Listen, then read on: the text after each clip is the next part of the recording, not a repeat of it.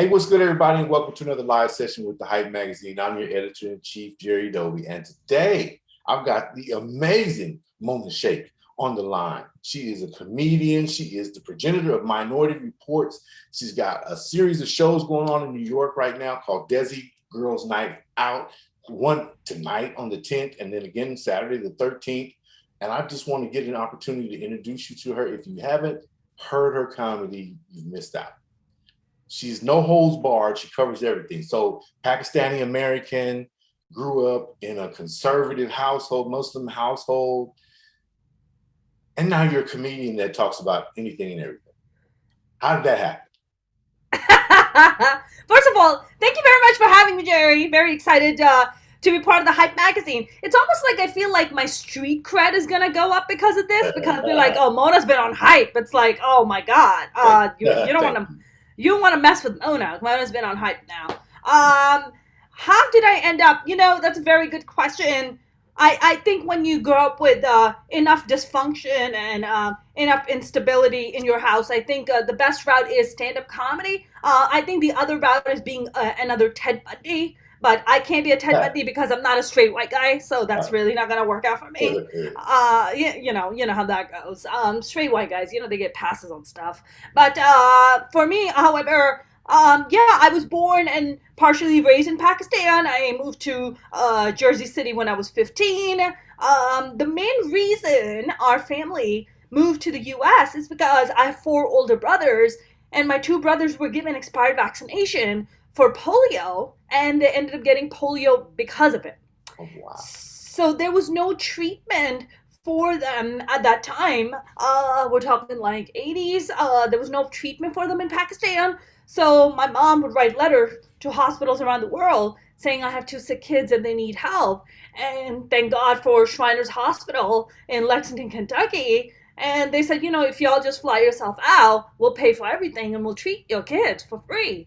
So that's how we started coming to the U.S. But the reason that all of the kids were sent here, besides education, is because my mom's cousin was a huge politician in Pakistan, and we started getting death threats at home, and for kidnappings and murders and all that kind of stuff.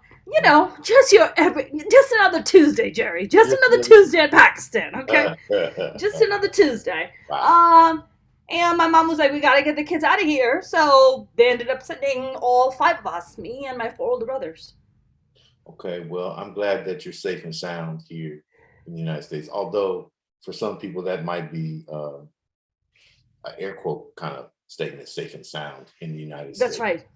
We all know what it's like to be, if you are in tune and have compassion to know that being Black in America is not the safest thing. So. I'm quite aware of that privilege, Jerry. I'm quite aware of that. Being of color, being a people of color, not being a WASP, the white Anglo-Saxon Protestant background is probably not the flavor of the month, year, or decade here in America, especially since certain things have transpired and certain people have been in power and been deposed again. So, but the Minority Reportz. We're here to talk about fun shit. Excuse my language. Oh, have you heard my language, Jerry? I don't think you've heard my language. Well, we want to keep it as PG as possible, but I think a shit or a damn is not going to hurt anybody. My kids hear I don't think so. The music. Listen to the music that they're listening to right now. Oh my God, and the stories. So, Minority Reportz, very important. It's bigger than the title, and you've had Tiffany Haddish and some of the other famous people that we might recognize. Tiffany Haddish being the most famous probably in my neighborhood. Agreed. But the development of a female platform that of stellar comedians is a big step. How did you develop that, and why? I already said why, but I want to hear you say why. Jerry, back in 2015, I went to the Comedy Store. Now, I had been hanging out at the Comedy Store for 7 years, hoping that, they'll audition me and they'll pass me, And this is a problem in a lot of major comedy clubs where you're not going to see a lot of women on the lineup. You're going to see probably 10 straight dudes and maybe one black guy on there, or one or maybe two black dudes. The rest of them are white, and maybe one token woman. So I went to the comedy store and I said, hey, I realize that I'm not probably never going to pass this club. So what if I just produce a show where, I bring in people who are others, just others. We're other. It doesn't matter. You're a person of color, you're physically challenged, whatever it is, we give you a platform. And they were kind enough to give me the show. And just like you mentioned, Tiffany Haddish has been on the show, Nikki Glazer, Eliza Schlesinger, Finesse Mitchell, Mike Ward, even Mark Maron has come by. Kevin Nealon has been on the show, believe it or not, even though it's Minority Reportz. But we ended up taking the show. The whole point was, you don't usually see voices like mine really showcased in major comedy clubs. And I think the problem with that is, Jerry, is because as if your stories, as if people of color story is not a human story. Human stories are human stories, regardless of gender, color, background, religion, whatever. Human stories are human stories. But I think a lot of the clubs have one narrative that they push, and then they kind of ignore all these other markets. So I, as a producer, stepped in and I was like, I'm going to take the show and I'm going to turn it into a nationally touring show. So we started off with Orange County. And the first time we did, so under Minority Reportz, we have a lot of different sub brands. So we have Desi Girls Night Out, which is part of the New York Comedy Festival this week. And we're actually making history this week by having the first all South Asian and Middle Eastern female comedian show ever in the history of New York Comedy Festival. Wow. Yeah. So we're making a lot of strides. But the first time I did my Desi Girls Night Out in Orange County, we had over 330 South Asian women show up. Now, if you stop and you look at that, and you're like, huh, how interesting. So that means there is value in our stories. Like all these women, all these people that make really good money spend their hard-earned money to come and watch and hear their stories being told on stage. So there's a lot of value in it, but I feel like a lot of clubs, and just like Hollywood has been, and that has been such a big conversation about inclusivity and diversity and representation. But I was doing this even before the conversation in Hollywood had even started, because I knew that this is where we're headed. I mean, just look around you. How is it that people around you don't really reflect the people you see on TV? How could that be? I mean, that does not, art imitates life. Like, it has to represent that. You can't just have like one token black friend. It's just like, no, let's have three black friends, like, because that is normal. It is a normal thing to have. I have a ton of black friends. Like, it would be bizarre for someone like me to make a show where I have one black friend. That's ridiculous. I have tons of black friends. Like, why would I not do that? I have tons of Jewish friends. Why would I not be portraying that? That's insane. And I feel like, with Minority Reportz, now that we brought it here to New York and to New York Comedy Festival, I feel like more and more, I think a lot of times with the clubs and with, even with Hollywood, they need to see dollars and cents. Now, if you look at the franchise of Fast and the Furious, and I'm sorry, I know I'm going all over the place, but I promise I'm gonna connect all of it. But if you look at like Fast and the Furious franchise, it's a very, very diverse franchise. It is one of the highest, grossing franchises ever in the history of Hollywood. So what does that tell you? That tells you that diversity means also money. You're not even just telling, it's not, you're telling human stories and you're giving all these different perspectives, because we do live on this planet together. We only have one planet to share. We're all human. But I feel it's also about normalizing, like, hey, having a black friend or a Pakistani girl or a Muslim friend, this is normal. This is just part of living. Just because you've been living an isolated life does not mean that that is all there is to it. There is a lot more to this world than just the tiny little bubbles we live in. Wow. Yeah, you're right. And it's, you know what? I hear a lot of black people talk like that, but I have been to Pakistan. Um, You have? yeah, I've been there. Uh, Really? Which city did you go to? Did you go to my city, Karachi? Where'd you I, go? I was in the military, so I'll just leave it at that. Oh, And then, got it. yeah, Okay. Okay, Jerry, I see you. I see you. If yeah. my house get invaded tonight, I know what happened. Nah. It was just part of the career, and I'm retired. I'm done with that. Thank God, made it back, and um, Thank God. Thank God you're here and we're having this conversation. I'm amazed that we're having this conversation because I was looking at your background on the corner. This poor young lady has been through it. Her family has been through it, and then having Mm-hmm. been on the ground, boots on the ground, actually, and witnessed some of the nonsense. Yeah. I don't want to get too deep, but I'm happy that you're here, and I'm proud for you that you've been able to push this agenda of having diversity on the comedy stage and take it national.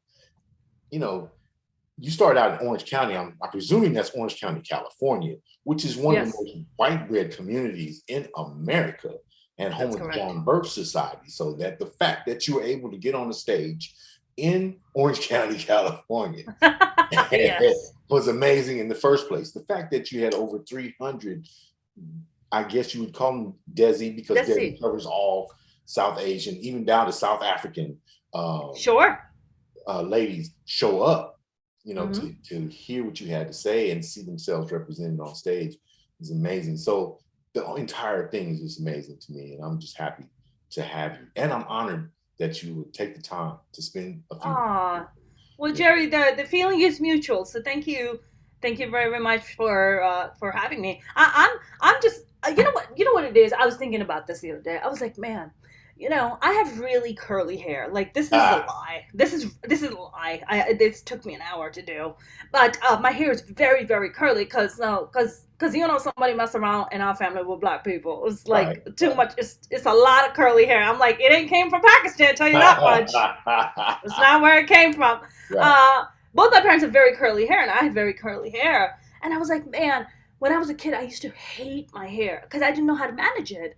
And Mhm. it's not until I moved to the US and I started having black friends and Dominican friends, and they taught me how to take care of my hair. And I was like, look at that. Like, I know it sounds so trivial, but like, we need diversity in our lives because you don't know what you're going to learn from your diverse friends. Like, you just don't know how they contribute to your life and how you contribute to your life. Like, you just don't know. And I feel like and the diversity is not just needed in white people's life. Diversity, even minorities need other minorities in their lives, right? Like, you and I are having this conversation. A black man is having a conversation with a brown woman who's a Muslim background, but I'm learning so much talking to you, and I hope you're learning something talking to me about just my background and my upbringing. And I feel like it enlightens, and I feel like it enhances our life for the better. But that's what I was thinking about the other day.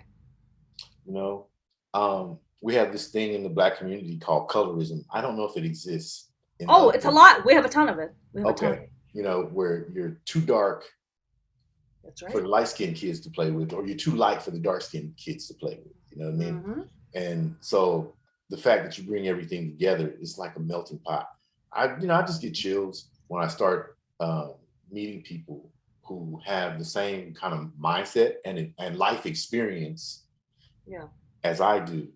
You know, growing up, uh, I grew up being called a yellow belly sapsucker because I was so light skinned. I'm much darker than I was when I was a kid.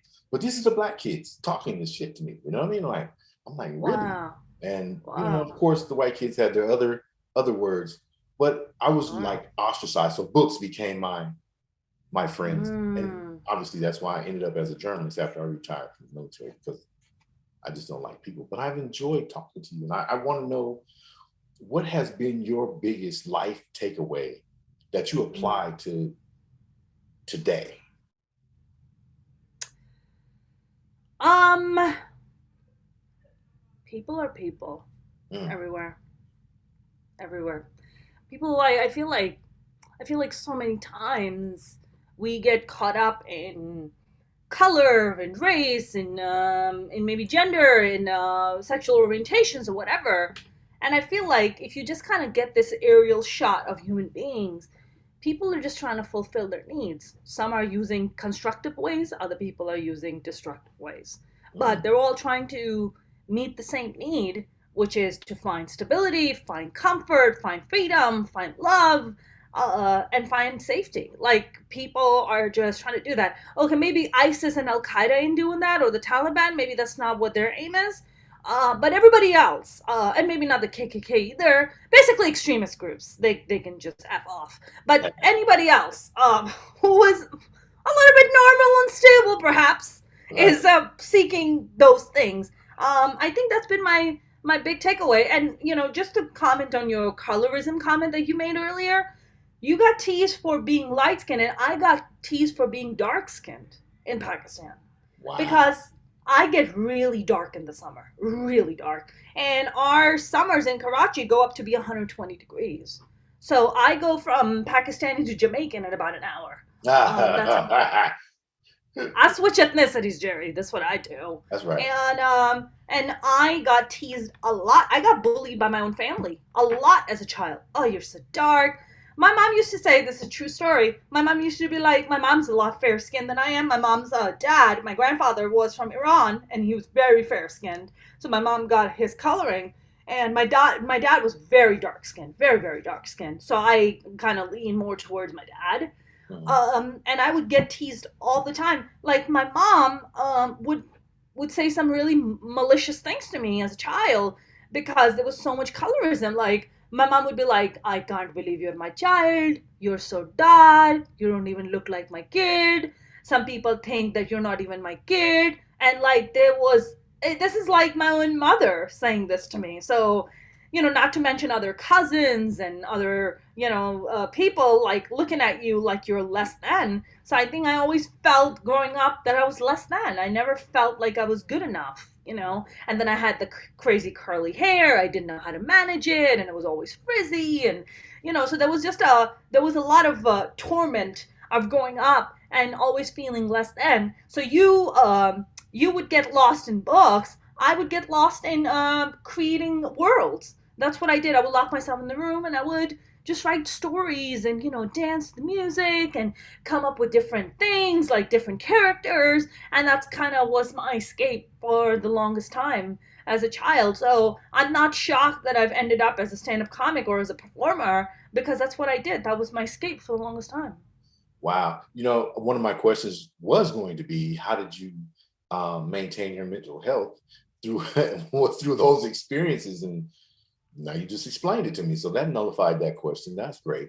For those of you that are just picking up, we are talking with the amazing Mona Shaikh. She is a history making comedian, producer. I mean, she made Hollywood history, Hollywood improv. You're the first um, South Asian American to headline at the Hollywood Improv. Well, Yay. thank you. You know Thank you, what I Jerry. mean? Like, not the first female, but the first Pakistani female. Does that make a Yeah. difference? South Asian. You were representing South Asian, right?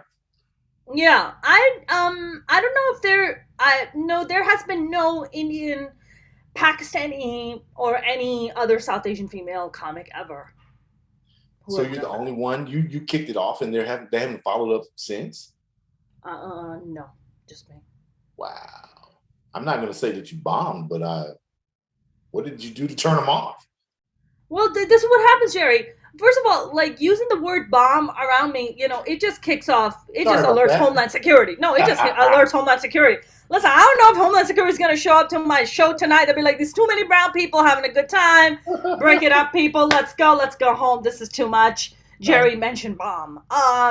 But no, it goes back to the conversation I was having with you earlier about just look at the comedy clubs that constantly showcase it's a white man's world, man. It's a lot of straight white boys. That's what they put on, and I don't have anything against Hollywood Improv or any of these clubs, but I just feel like maybe they don't see the value in us the way that value does already exist. Like there is a lot of value. And I show that with my show Minority Reports. So, until they kind of get with the program and come on board with us, I'm just going to keep on trekking and keep on making Minority Reports a household name. And that's all I can do. That's within my power that I can't do. So yeah, I mean, that's kind of what's happening at the comedy clubs. All right. So aside from being a comedian, you're also an actor. Do you prefer actor or actress? How I does that prefer feel? actor. I prefer actor. It's just kind of gender neutral. Yeah. It's I like yeah, I like actor. Yeah. Okay. So tell us about some of your television roles that you've been on and what's coming up. I know you got some fun stuff. Yeah, I got some fun stuff. So, we'll start with so I landed my first primetime television role this year. On The Rookie on ABC, I played Donna Abbasi. I played a wealthy Persian woman. And can I tell you something, Jerry? For us brown people, I don't know. I know that I have black friends who are actors, and they always do this thing with them on audition. They're like, yeah, that was a really good take. Can you add a little urban to it? Oh, you mean get out? Is that what you're trying to say? You're trying to say get out, right? You just trying to be like politically correct about it. You're trying to say because I gotta getified. Is that what you're trying to? With us, they're just like, can you add a little accent to that? Please don't take my child. Please, it's like always the oppression roles. Please don't take my child. We are not terrorists. It's always that. So I was very grateful for this show that I ended up getting. That they didn't make me put on an accent. They were like, no, just talk the way you talk. Like you're good. You're good. So I was very happy about that. I also was on the Helpsters on Apple TV. That's a really really fun show. It's a kids show. I got to work with Muppets. So all these Okay. Muppets are like next to you and they're talking, and it's a lot of fun. It's a lot of fun. A lot of fun. Um, and I just had an article come out in the Hollywood Reporter last week Yes. about a documentary I'm working on, and it is about how the Me Too movement has not helped sexual harassment or harassment in the stand-up comedy world at all. It's really bad. I'm in the middle of making this documentary. Sadly, my ex co-producer, who I was working with, has tied me into some legal stuff. Again, you try to give straight dudes a chance, but then they disappoint you. Mm. So I'm gonna kind of caught up in that situation a little bit, but it's probably gonna get resolved pretty sooner than later. But that documentary is pretty close to my heart because I've personally experienced a lot of bad things in stand-up comedy. Stand-up comedy is a hard life, and I think when that article came out, people couldn't believe how bad really things are behind the scenes because you don't really hear it. And the reason you don't hear it is because the narrative is dominated by men, like straight white men. It's dominated by them. So you're not gonna really hear this kind of perspective of how bad things are. I mean, just look at your top comedians Forbes list. How many women are on there? One. One woman. Amy Schumer. That's it. Nobody else. It's just her. You're Really? telling me you're telling me that Wanda Sykes doesn't pull in an audience? Yes, she does. You mean Tiffany Haddish doesn't pull in a crowd? Yes, she does. You're trying to tell me like you don't have other like Angela Johnson. She's a huge Latina comic. You don't see those names up there. You're not. They don't get paid nearly what men get paid. Not even half of what men Right. get paid. Right. So this is it's not. We're just talking about equality. We're talking about what there's. It's two part. So you're talking about harassment and sexual harassment, and the other is gender equity and equity pay, right? So it's an ongoing issue in stand-up comedy, and I don't even know if I'm gonna have a career after this documentary comes out. So who knows that who knows if I'm gonna be blackballed after it, because I might piss people off, and because people are getting called out, and but it needs to change. The culture needs to change. Because I feel like stand-up comedy is built by men for men. That's who it's built for. And now there's a power struggle. Now women are coming in, women of color are coming in, diverse other people are coming in. Now there's a power struggle. It's like, no, well, we built this for us. This is for us. And it's just like, well, we're part of society too, and we're coming in, and we're also selling out seats, and we have also something to say, and we also have a voice. So where do we get our share? And I feel like there is a pretty big power struggle. A very big comedy club in Los Angeles. I'm not gonna name them, but they came out and put an ad out that they said that they couldn't find female comics. It was mind-boggling to us. Female comedian Facebook groups went nuts. We're like, what the hell are they talking about? They can't find female comics. I'm like, I've been producing shows for 6 years. I can give you at least 30 on top of my head. I can give you 30. What are you talking? What do you mean? And these are phenomenal comics. They're not like just starting off. Phenomenal comics. And I'm like, what are you talking about?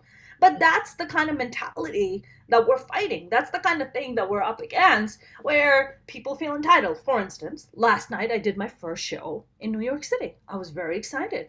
I went up on stage. It wasn't like any big show or anything. Like it was a really cute show downtown. And I was talking about what I talk about, and this straight white male comic goes up after me and starts talking shit about me. I don't know this guy from Adam, Jerry. I don't know this guy ever. I don't know him. I didn't shook his hand. He don't know my name. I don't know his name. We know nothing about each other. He goes on stage and talking shit about me. I look at him. I was like, is this guy for real right now? And I've never done this, Jerry. Never done this. But I just, I don't know what happens once you're past 35. You get into the zero F's given mode. Are you there? Because I'm there now. My give a F meter has been broken for years. Mine just got broken in the last year. And I'm loving it, by the way. I'm loving every second of it. I've never done this. I walked up to him after his set and I was like, hey man, I just want you to know. I was like, you're a dick. Can I say dick? Yeah. I was like, you're a dick. He was like, what? I was like, you heard me. I was like, you're a piece of shit. Don't ever talk about me like this. You got it? And then I turned around and walked away. And he was so embarrassed. Mm-hmm. And I feel like more female comics need to do that. If you get up there and start talking shit about me like this, I'm gonna call your ass out. Don't you dare. You are not allowed to talk to me like this. You're not. You what? You think that I'm some brown woman that's gonna be all scared and nervous and not gonna rock the boat? Well, you got it wrong. I'm gonna get in your face. I'm gonna let you know what's up. Don't ever get in my face like this. I'm gonna get back in your face. That's right. That's right. That's right. That's what you're supposed to do. I'm the victim of 9 sisters. I call them my group. Did you say victim? I'm the victim of 9 sisters. I learned quite rapidly. I'm a victim of 4 brothers. I don't know if that helps. Yeah. It kind of is like that when you're alone and you go, oh my God, I understand, what it's like to be outnumbered and outweighed. Your opinion doesn't matter, or apparently doesn't matter to those that surround you and that make decisions about your life. And they were all older than me, so they made decisions about my life.